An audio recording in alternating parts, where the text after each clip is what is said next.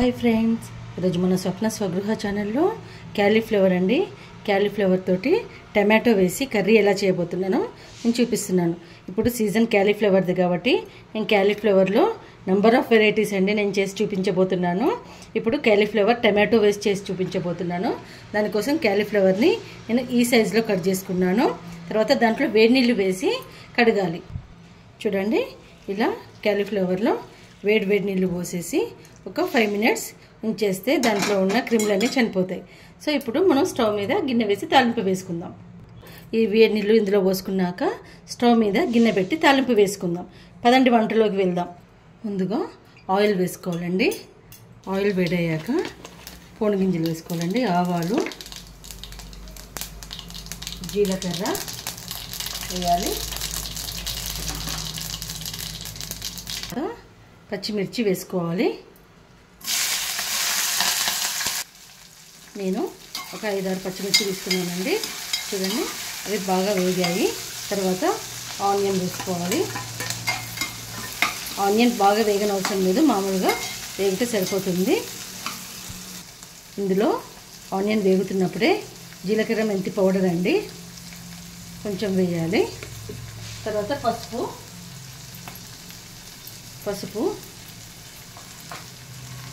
వేసి కలిపి అల్లం వెల్లుల్లి పేస్ట్ అండి తాలింపులోనే వేయాలి. వేసి మూత పెట్టేసి ఒక 2 minutes వేపాలి. అల్లం వెల్లుల్లి పేస్ట్ది పచ్చి వాసన పోయినాక ఇలా కలుపుకుంటూ వేపుకున్నాం కదా. ఇప్పుడు మనం వేడి నీళ్ళలో నుంచి క్యాలీఫ్లవర్ని తీసి ఇందులో వేసుకోవాలి. ఇలా క్యాలీఫ్లవర్ని వేసుకోవాలి. చాలా తొందరగా అయిపోతుందండి ఈ కర్రీ. చాలా టేస్టీగా ఉంటుంది. ఎగ్ కర్రీ లాగా ఉంటుందండి.